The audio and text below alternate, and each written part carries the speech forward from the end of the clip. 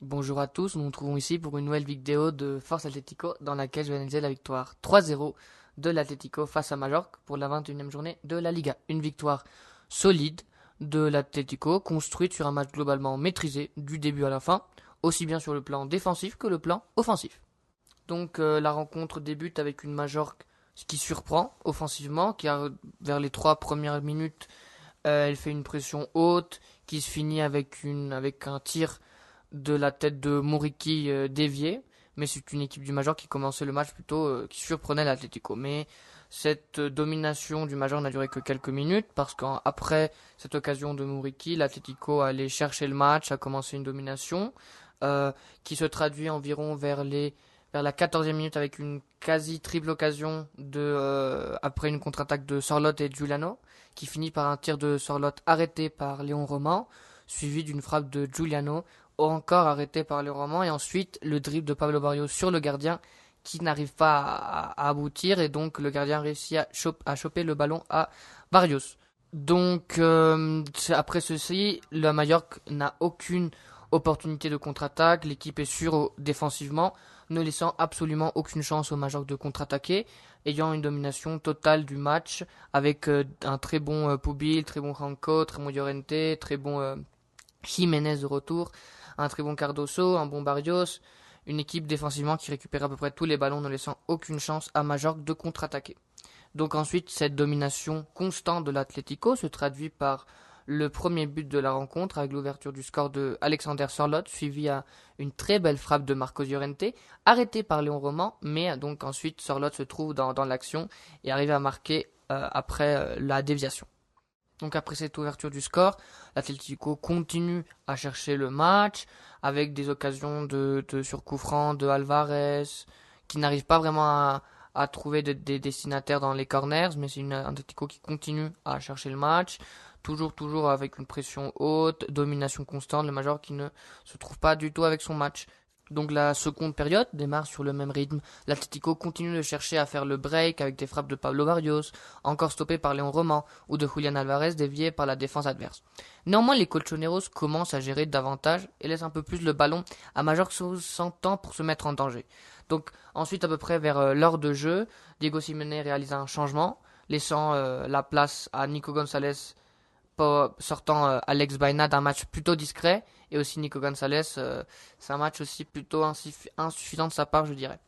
Donc après cela je crois que le match entre dans une phase plutôt ennuyeuse avec un Atlético qui domine à peu près sans vraiment aller chercher le match constamment comme dans la première mi-temps et Major commence à peu près à avoir un peu plus de possession et un peu plus d'opportunités, de chance, pas comme dans la première mi-temps. Donc l'Atlético et le Majorque entrent dans une phase plutôt de non-agression. Il n'y a pas vraiment beaucoup d'occasions. La cage des deux gardiens est plutôt tranquille.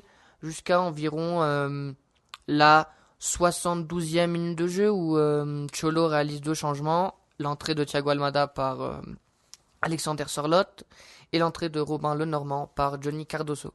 Après cela, c'est encore à peu près la même tonique, mais environ 3 minutes après, l'Atlético, après une très belle association collective entre Marc Pubil et Marcos Llorente, arrive le but contre son camp de Majorque à cause d'une déviation plutôt surprenante du défenseur de Majorque et une action plutôt malchanceuse pour la défense majorquine. Après cela, c'est le KO complet du match, car même si Majorque n'a jamais créé vraiment d'occasion importante dans le match, il y a toujours cette peur qu'elle vienne égaliser à la dernière minute.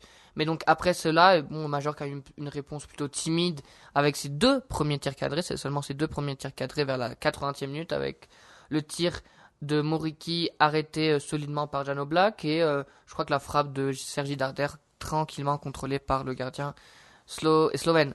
Après cela, le KO complet et absolu du match pour liquider le match vient avec le golasso de Thiago Almada à la 87e minute du match qui liquide absolument le match, laissant la tranquillité absolue aux Colchoneros. Après cela, vers la fin du match, vers la 90e minute, Léon Roman fait encore un très bon arrêt à Coquet qui aurait pu signifier un score encore beaucoup plus large, en finissant ainsi ce match plutôt solide et globalement contrôlé par l'Atlético.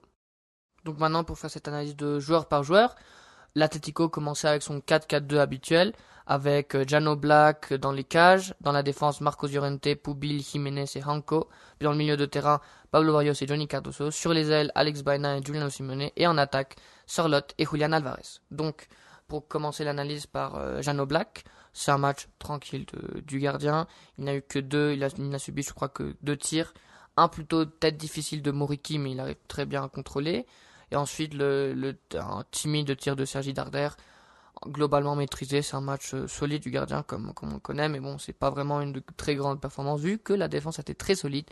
Il n'a pas eu vraiment besoin de s'appliquer beaucoup. Ensuite, pour l'analyse de Marcos Llorente, c'est un très bon match du défenseur espagnol, du latéral espagnol. Bon, il a encore dans ce match, il a joué dans de nombreuses positions, comme je vais le montrer à peu près lors des changements. C'est un match solide, défensivement très très très solide, défensivement très sûr, très serein. Et offensivement, encore très très très très percutant offensivement. C'est de lui que viennent les 2 premiers buts. Du coup, c'est un très très bon match de Marcos Llorente qui suit encore ses toniques habituelles depuis le début de saison d'être un des joueurs les plus réguliers de la saison, même s'il a eu ce but contre son camp lors du dernier match face au Galatasaray.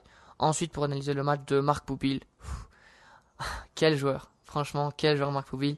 Chaque jour qui passe, je deviens plus fou de ce joueur. Il est venu dans l'été dernier. Personne croyait qu'il avait vraiment allé avoir un poste important dans l'équipe, mais depuis qu'il est titulaire en novembre, c'est un joueur incroyable, défensivement, un régal défensif, et offensivement, il fait toujours des passes en avant, il se trompe très peu d'erreurs, très très peu de déchets. C'est un joueur vraiment hyper complet, et surtout, il a une possibilité dans le futur de devenir encore beaucoup plus fort, que c'est franchement soulageant d'avoir un défenseur si bon pendant les prochaines années. Ensuite, le retour de José Jiménez, donc c'est un match aussi très solide de l'Uruguayen.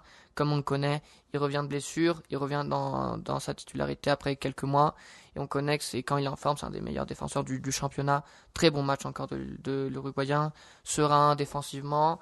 C'est pour ça, évitant aussi qu'un attaquant comme Moriki, qui quand même marque pas mal de buts cette saison, a été totalement annulé par les deux défenseurs centrales. Ensuite, pour le match de David Hanko, c'est un match encore solide du défenseur slovaque, comme toute la saison. Il était vraiment très très solide.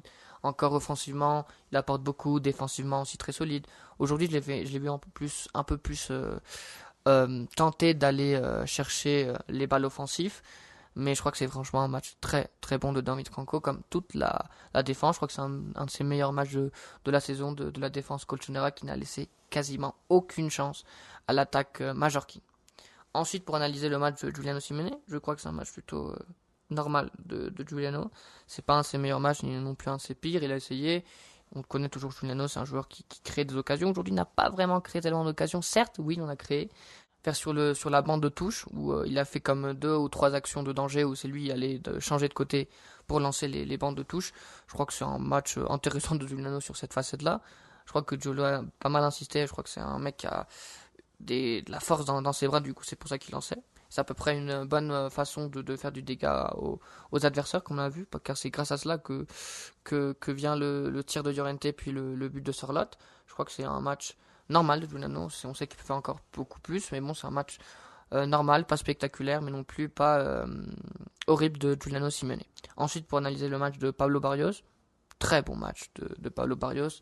J'ai vraiment beaucoup aimé son match, de ce joueur qui surprend plus personne. C'est un joueur avec une qualité incroyable. Il crée beaucoup d'occasions, il attaque, il défend. Il a fait beaucoup de retraits défensifs dans ce match aussi. C'est un très très bon match défensif de Barrios. Et offensivement, on le connaît, il dribble, il attaque. C'est un joueur très très très et extrêmement complet, le milieu de terrain espagnol. Et on espère qu'il continue comme ça, car c'est un des meilleurs joueurs du championnat et sans doute le meilleur joueur de la saison actuelle de l'Atlético. Ensuite, le match de Johnny Cardoso.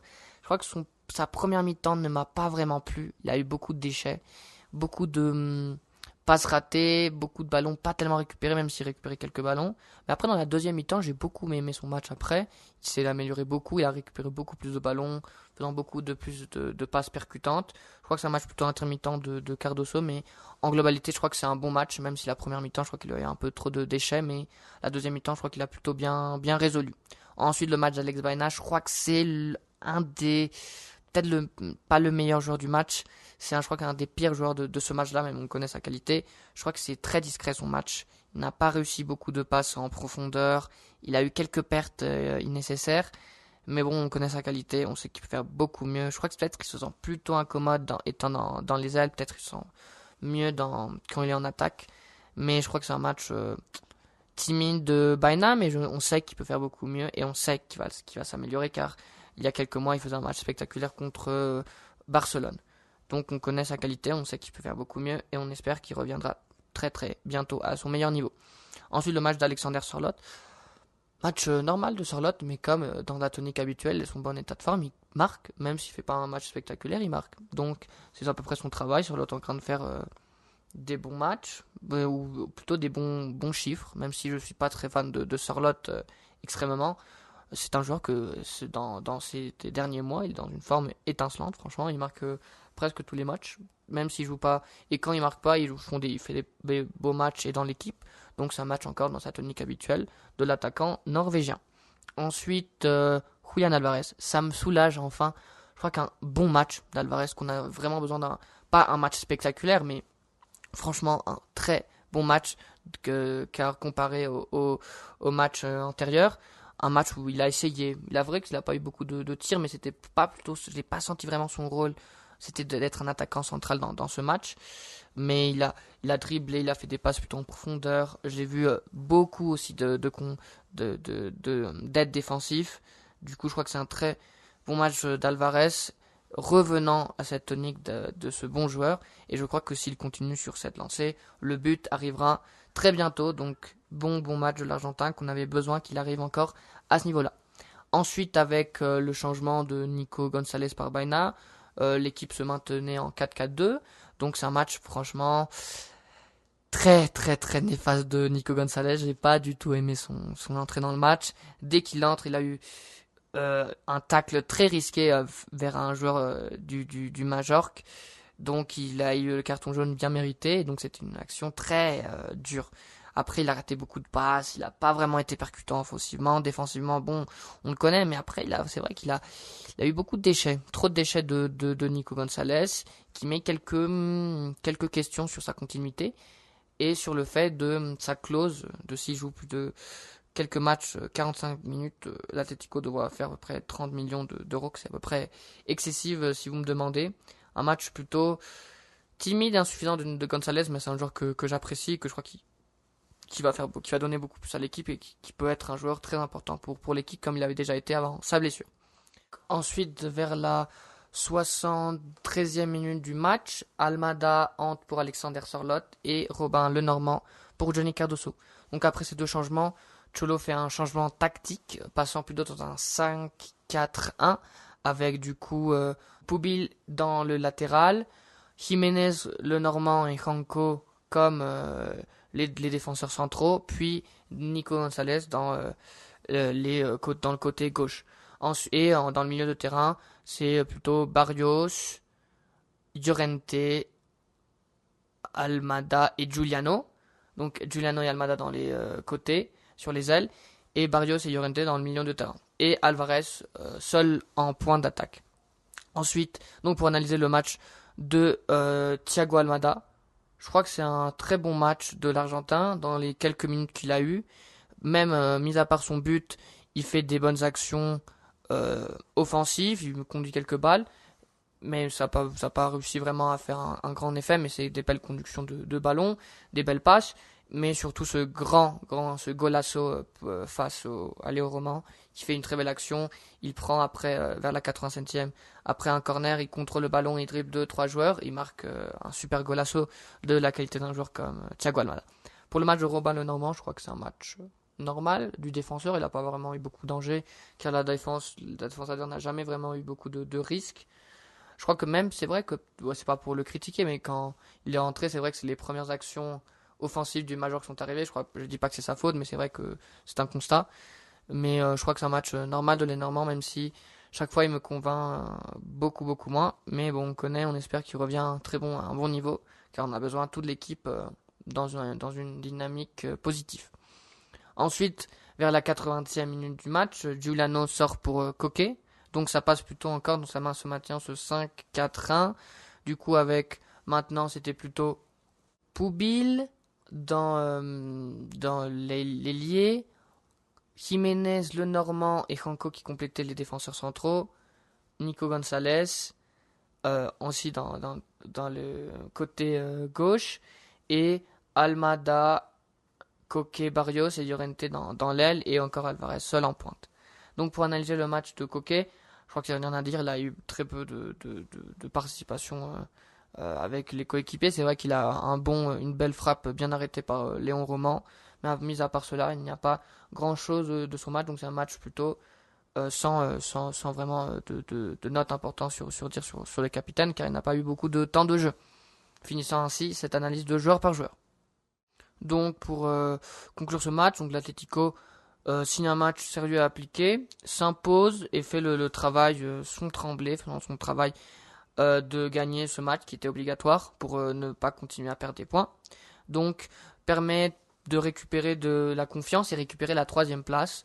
Et du coup maintenant être préparé. Donc ça va être une finale encore ce mercredi en Ligue des Champions face au Bodo Glimt au Metropolitano pour essayer, vu qu'on ne dépend plus vraiment de nous, de rester entre les 8 premiers d'Europe pour ainsi éviter une phase de Ligue des Champions. Donc on se verra pour cette analyse le mercredi après le match de l'Atlético face au Bodo Glimt. Au revoir.